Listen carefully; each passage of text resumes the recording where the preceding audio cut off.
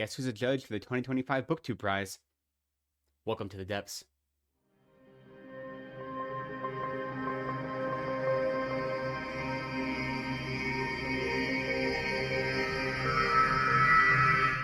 Welcome back to Reading from the Depths. My name is Licton. Thank you so much for spending some time with me. Today, I just have a short video because on February 1st, the BookTube Prize 2025 candidates, the octofinalists as they're called, were announced, and I am going to be a judge, at least for the first round, of the 2025 BookTube Prize. So I wanted to talk a little bit about that. I wanted to talk about my, let's say, tepid relationship with book prizes and with literary prizes and awards, and why I chose to be a judge for the BookTube Prize this year.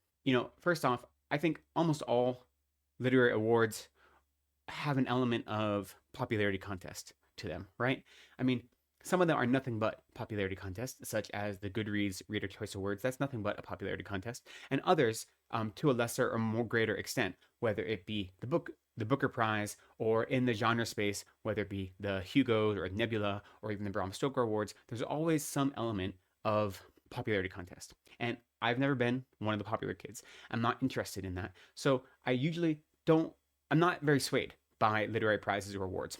And yet, I appreciate the BookTube Prize. I appreciate it because it was started with the intent for everyday readers who are involved in bookish social media to also share their love and what they see as books that are worthy of awards.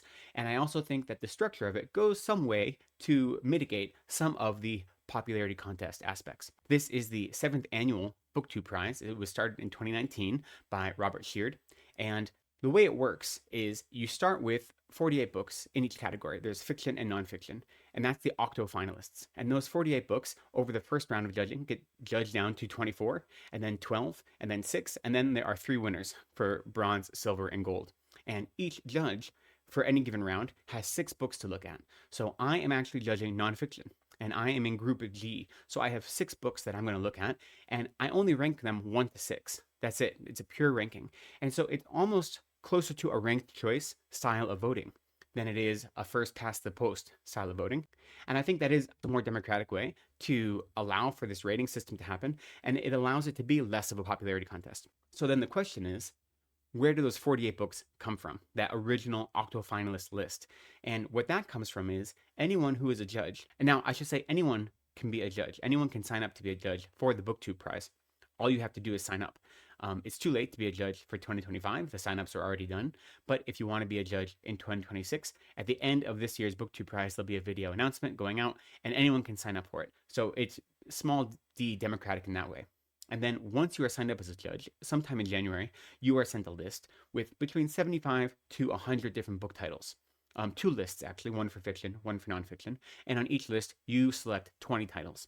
And all of those surveys are added up, and the 48 top books are what get placed into the octofinalist ranking tier. And so where do those 75 to 100 books come from, though? Like, that's the big question. And those are chosen based on quote-unquote critical reception. And so that's where there is some bias that comes in. Because what does that mean? Does it just mean who made the New York Times bestsellers list? Does it mean how many units were sold? Like, what does critical reception mean? And I can tell you, looking at this list, all of these books were books that were gushed about on the New York Times Book Review podcast that I listened to. And most of them were also talked about on NPR's pop culture podcast and book podcast there as well. So there is a very specific audience for most of these books. And when I went through that list of 100 and I made my 20 choices, I noticed there are very, very few genre books on there. The books that I find most meaningful, that I think go toe-to-toe with all of these books, aren't on there. So that's a shame, right? And to be fair, I mean, Stephen King did make the 48. Of course he did. Some Like It Darker. But Stephen King is an institute unto himself, so he doesn't really count. And I think on the original list of 75 to 100, Jeff Vandermeer was there for Absolution. It didn't make it into the octofinalists, but it was there. And maybe 1 or 2 other genre books, but very, very few. And to be quite honest, just looking at horror releases in 2024 of books that I read that deserve to be, if not in the octofinalist list, definitely on that original list for the judges to vote on, there were dozens of them. I can name very quickly, just looking at books released in 2024. Horror Movie by Paul Tremblay deserved to be there. Bury Your Gaze by Chuck Tingle. The Eyes Are the Best Part by Monica Kim. Incidents Around the House by Josh Malerman. Don't Let the Forest In by C.G. Drews. American Rapture by C.J. Lead. Sacrificial Animals by Kaylee Peterson.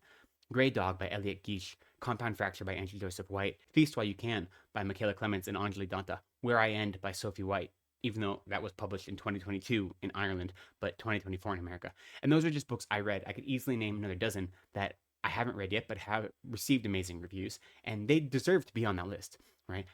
These are books that if you're looking for books that care about character, that care about plot, that care about moving you, that care about causing you to think about yourself and your life and your place in the world, all of these books do that. All of these books could go toe to toe with any of the books that are on that original list, and yet because they are genre, because they don't have huge marketing campaigns, because there aren't tens of thousands of dollars spent to put them in front of the eyes of New York Times reviewers, they don't get the push, they don't get the popularity, and therefore they don't get put on lists like this. They only get put on lists for genre awards, which are great, but, there is some bias there. And so, with that said, since so much of my reading is genre, and I'm disappointed that none of these books are on the list, why did I still choose to be a judge? And for that matter, why did I choose to judge nonfiction? Well, I think it's important to be part of these processes. And if I want these processes to change or to get better, I have to do something about it and I have to be part of it. And on top of that, I think these are all good books. So the 48 books that made the list, I've only read a handful of them. And of the nonfiction, I've only read one. Of the fiction, I've only read 3, I think.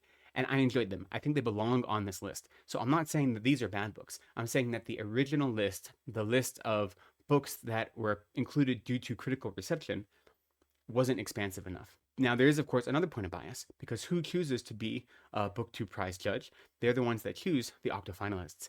And so you also have to be the kind of person who has the free time to read 6 books over the course of 2 months. And that's if you're only judging one round. If you're judging more than one round, you have to do it over again. Never mind, you have to be able to afford those books or try to get them from your local library or something like that. But it's difficult when you're on a time crunch, at least in my case, to get all these books from the library because, there's usually a waiting period. I don't know what book I'm going to get. So there's a self-selective process to being a judge, which also affects what books make it into it.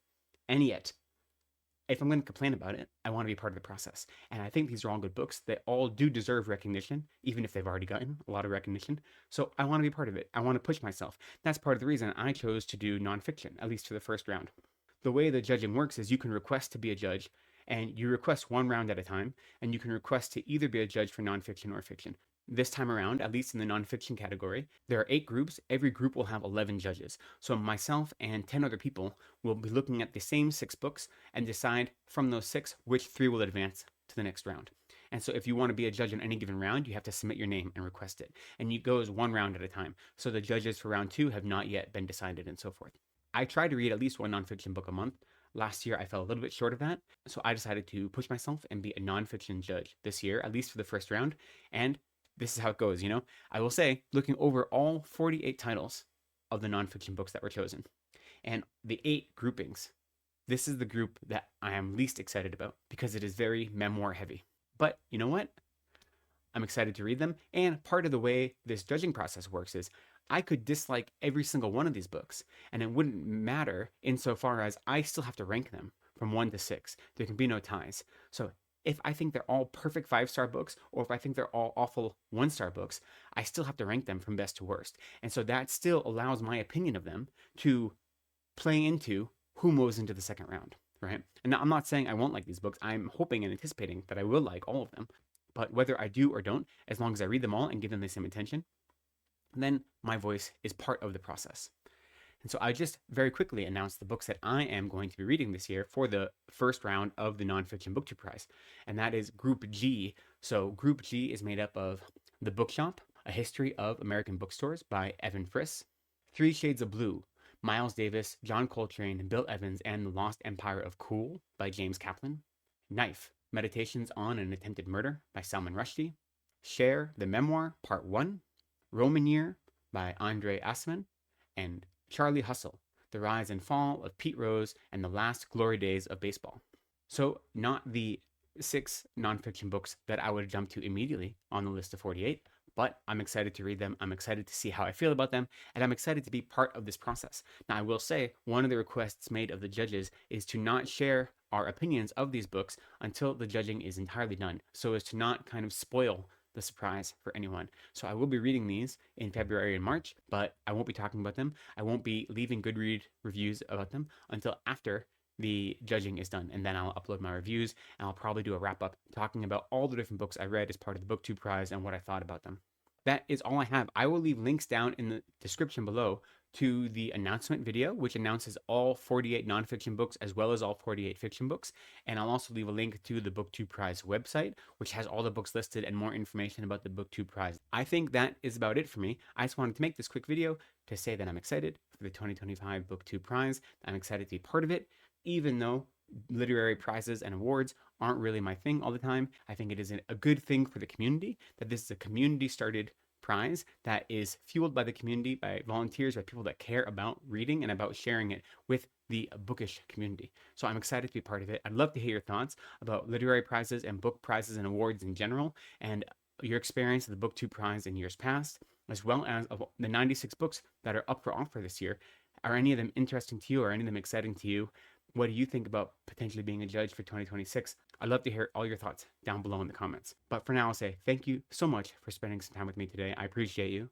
Please be kind to yourselves, take care of each other, and go slowly.